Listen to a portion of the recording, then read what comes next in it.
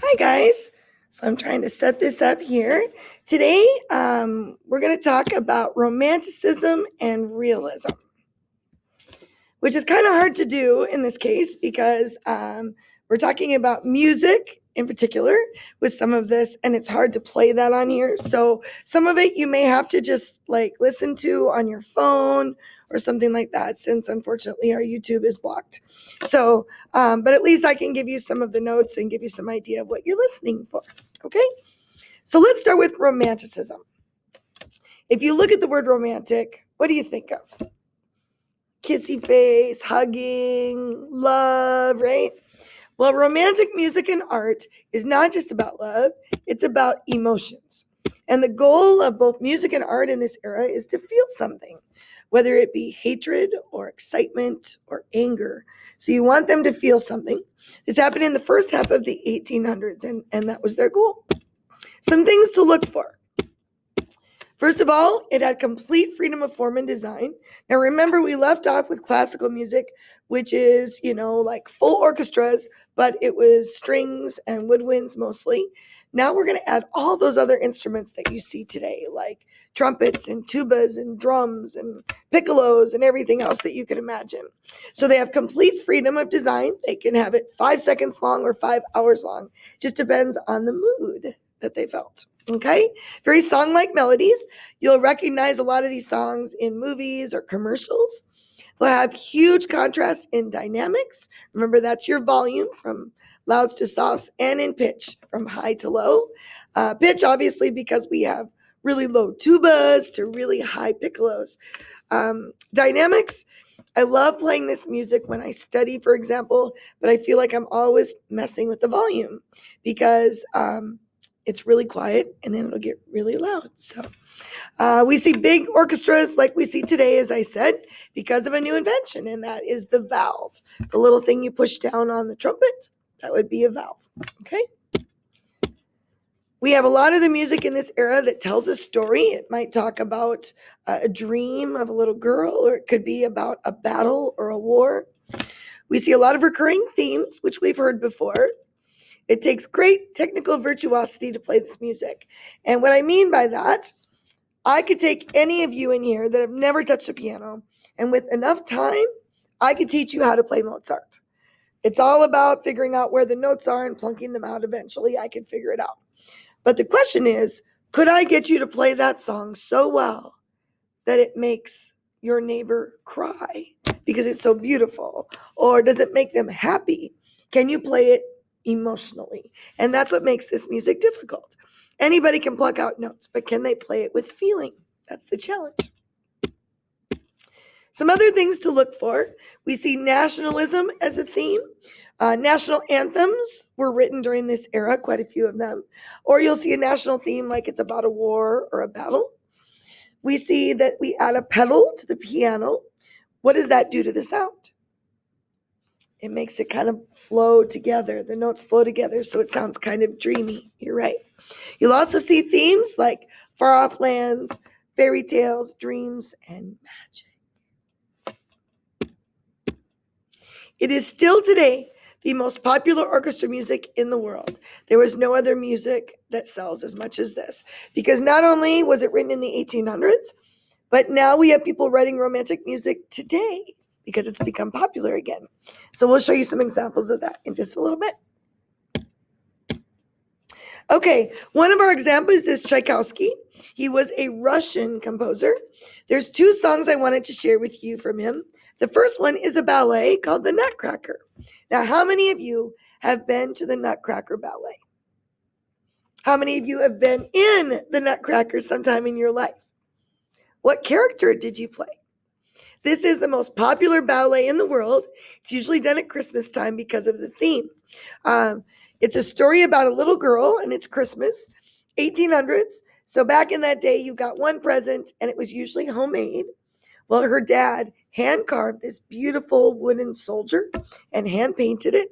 And this little girl loves it so much, she dances around with it, and she falls asleep hugging it. Well, then she starts to dream, and everything in her room comes alive in her dream.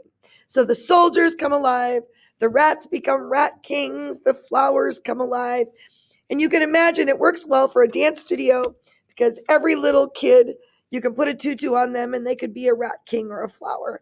So you could have hundreds of people in this production if you wanted to. Now I'm going to play some of these for you, and I want you to see how many of them you recognize.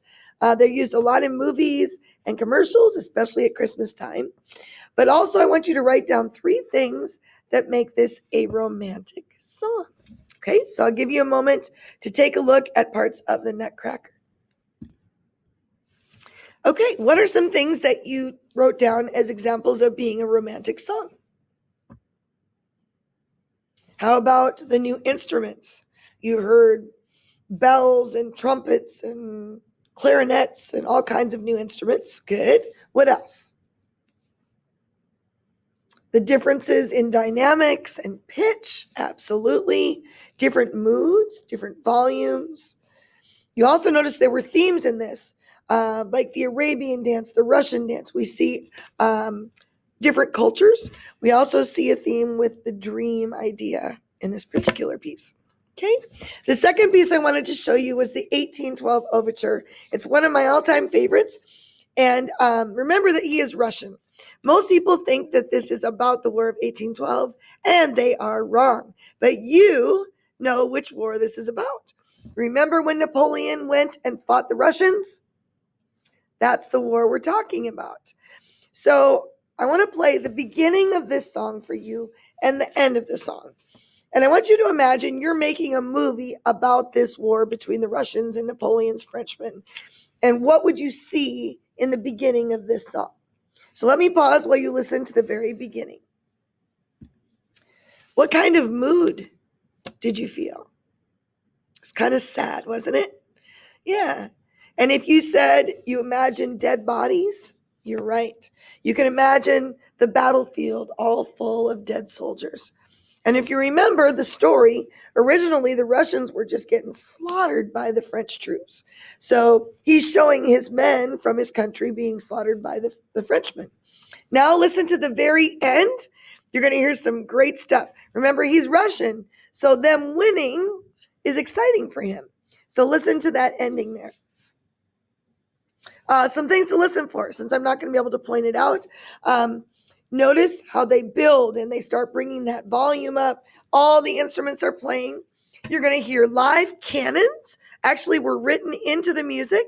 If you listen to the whole song, by the way, you will hear both of the national anthems of these countries together. But at the end, listen for real cannons going off, and then the chimes of victory at the very end. Now, if that isn't an exciting song, I don't know what is. I still get goosebumps, and I've heard that song a million times, I swear. Did you hear the chimes of victory at the end and the cannons? Very exciting. Quite often, you'll hear people use this at the 4th of July when the president does the big hoopah for the 4th of July. This is usually the last song, and then they show the cannons, and then the fireworks start going off. It's a great example for that experience. Okay. All right. Our next piece is a song by Dvorak. It's called Symphony Number 9. It is commonly known as a New World Symphony. That's what it's known as. It's one of my all-time favorites. Just some things about this song. It's often used in movies that do like space travel. So you might be looking back at the Earth or the moon, and they'll play a part of this. And there's a connection to it. Believe it or not, Neil Armstrong took this song with him, and they played it for the very first moon landing. The very beginning, the Largo segment that I have here is called Going Home, because Dvorak was a Bohemian composer who moved to America, and he was missing home. So he wrote about that in this part of the music. So go ahead and listen to the Largo segment. A couple of things. As you listen to this last segment, the Allegro segment, know that he was influenced by Native American spiritual and African spirituals, different types of music as he wrote this. See if you recognize this song. You might have recognized it in some of your movies that you've heard in the past. Okay, pretty cool song, right? All right, I think our marching band actually did that piece a few years ago. So now if you look at the next slide, you'll see it says Star Wars. Now you guys are smart enough to say, Mrs. Terpstra, I know there were no movies in the 1800s. So what is Star Wars doing on here? Well, if you know anything about Star Wars, you know it was put together by George Lucas, and he hired a guy named John Williams to do the music. John Williams searched all over and tried different songs to use as background for the very first Star Wars. And he tried popular music of the 70s, came out in 76, didn't work. He tried different kinds of orchestra music. And then he went, I wonder what would happen if I used romantic music. And they thought he was crazy, but it went like gangbusters. If you can imagine like your top 40 music today, number one on the charts was this song, an orchestra song, which was the theme of Star Wars. So we're going to actually show you a couple of pieces from Star Wars, and we're going to play Name That Character. So when I play this song, I want you to tell me which character you think it represents. Unfortunately, we can't have you play at home, but just know that we're having fun and we're listening to different parts of Star Wars. Now, if you aren't a Star Wars fan, just hang on because we have something for you in the next piece. Now, you may not have been able to join us for that, but I bet most of you know that song. That's the Darth Vader song, right? How many of you out there, like when you hear a song, you can identify what part of the movie it was in, or you remember what happened in your lifetime during certain songs? That's actually a very special gift. It shows that you're very musically inclined. I can tell you what song was playing when I met my husband. I can tell you what song was playing when he proposed to me, actually. So I'm one of those that connects things with music quite a bit. Now, John Williams started this thing, and it became so popular that we are still using romantic music in movies today. And when you think about it, it makes sense. What is the goal of romantic music? To get you to feel something. That's why when you see that scene of the guy and the girl and they're about ready to kiss and you're like, oh, come on, kiss her. Or Indiana Jones is running from the native people and you're like, oh my gosh, and your heart is racing. It's because the music is also affecting you and it's making you feel something. So on our next slide, we are going to play Name That Movie. These are all movies that used romantic music, and we're going to have a little competition to see if you can name that movie. Unfortunately, at home, you don't get to join us, but just know that's what we're doing next.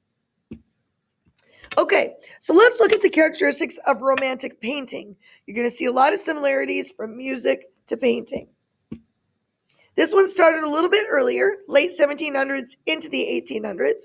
We're going to see a return to nature and a belief in goodness of humanity.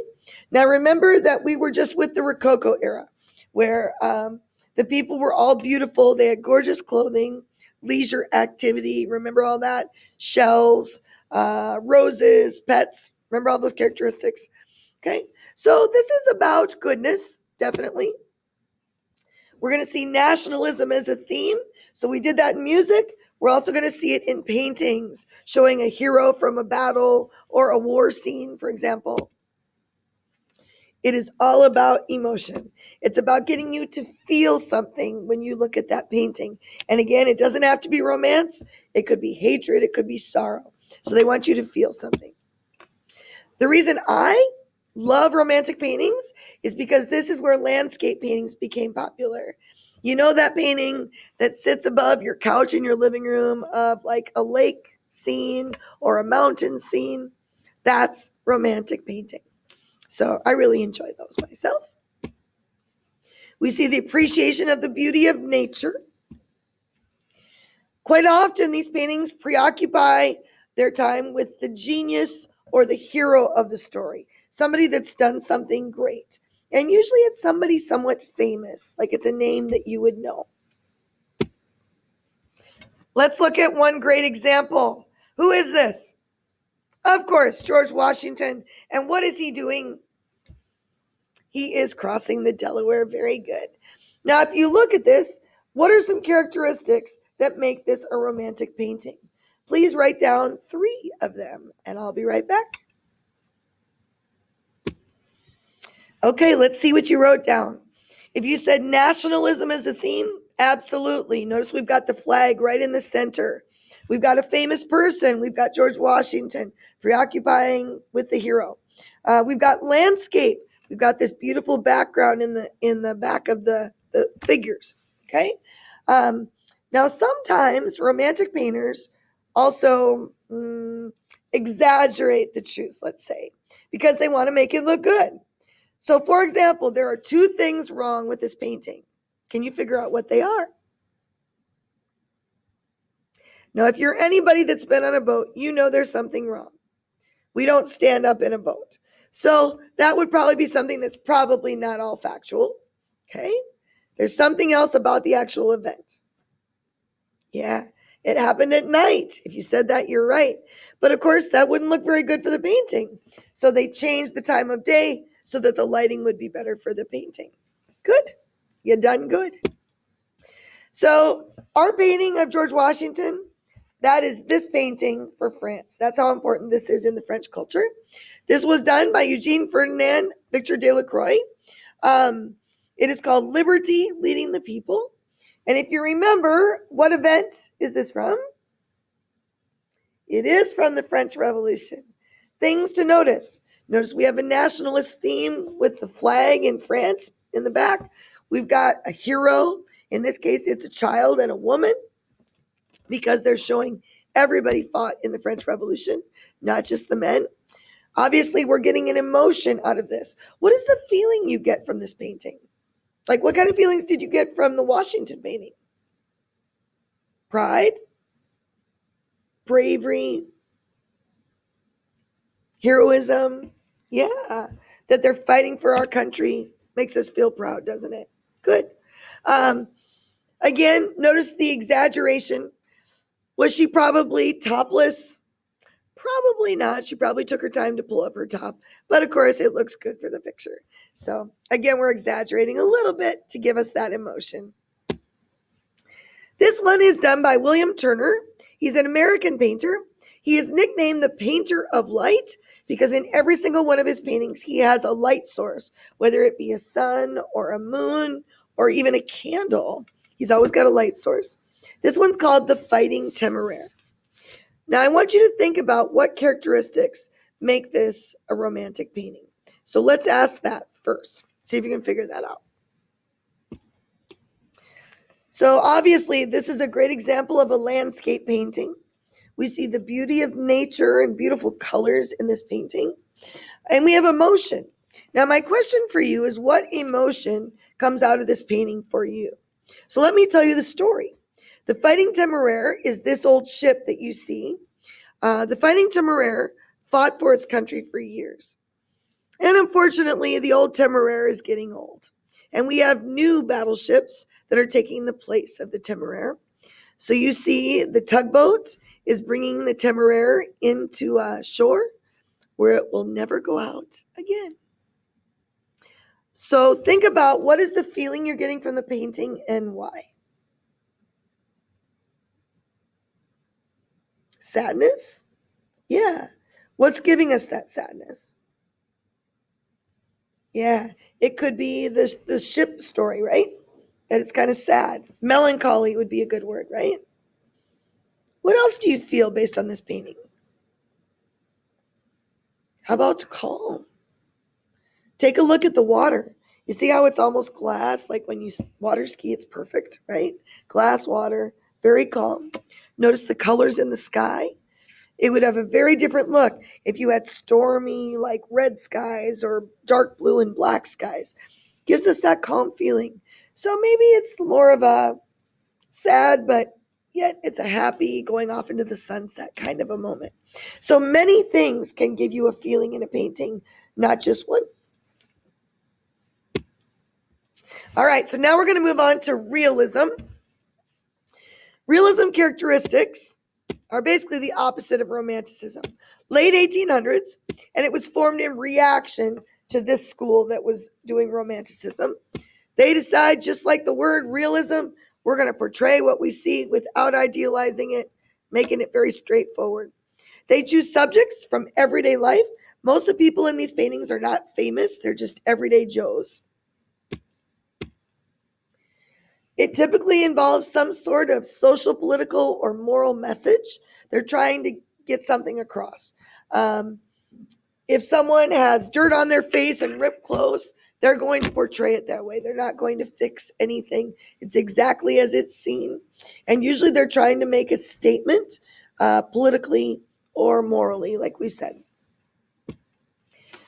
The painting itself tends to be dark in color and dark in theme, because if they're trying to make a statement, it's usually something sad or upsetting from life.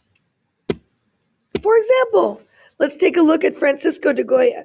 Now, de Goya you have to be careful with him because he's both romantic and realistic. Because remember, romanticism can be sad too, right? This is the end of his career when he's more of a realist. This is called The Execution of the Defenders of Madrid. First of all, notice the darkness of this painting, dark color, dark theme. He actually went through what he called his black period, where his paintings were almost completely black, and there was just enough light from like a candle, for example, that would show you what was happening. Also very dark in theme with a lot of those paintings too. This is a political statement. This was a real event. You'll notice these guys are in Madrid, Spain. And can you tell who's got the guns in the painting? By their hats? They're Russians. That's correct. And you notice that his hands are up. We're identifying with this main character. What does it mean when your hands are up like that? It means you're surrendering, right? And what are the rules of war when someone surrenders?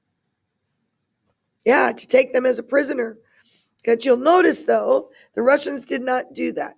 They started shooting, and you see there's dead bodies on the ground. They basically tried to surrender in Madrid, and they shot them all. And so this painter is making a statement about the Russians and what a horrible thing they did in this event. This one is really cool. Not only is this an American painter, but it's one of our first African-American painters in this class. This is called The Banjo Lesson by Henry Osawa Tanner. Now, this again is a realism painting. So I want you to decide what kind of mood you think this painting portrays. What's the feeling? And what's the statement they're making? I'll give you a minute to think about that. How many of you think this painting is sad? How many of you think this painting is happy? This is what I love about this painting. It's a little bit of both. And if you said that, you're right too. So if you'll notice, this guy, huge poverty, right? He has nothing. Look at the walls. There's very little furniture. Clothes are tattered. He's living in poverty, right? But you'll also notice that he is probably in one of his happiest moments in life. He is sitting there teaching his grandson how to play the banjo. Now, I bet you can think of a moment that you shared with your grandpa or your grandma. Maybe it was grandpa taking you fishing, or grandma rocking you in her rocking chair, reading you a book. That warm moment that means so much to you too, that's the moment he's captured here. And I think the lesson, at least to me, that he's trying to show is that it doesn't take any money to have a wonderful moment in your life. He has no money, but he would probably give anything he had to have one more moment with his grandson like that. That's really cool, isn't it? Very realistic, though. Portray them exactly real. Okay. We used to do an assignment like this. I'm not sure if we're doing it with your class, but in this case, I want you to each find a romantic painting and identify the characteristics that make it a romantic painting. You must have at least 4 of them identified, and you'll bring that for class. Thanks for joining me. Take care.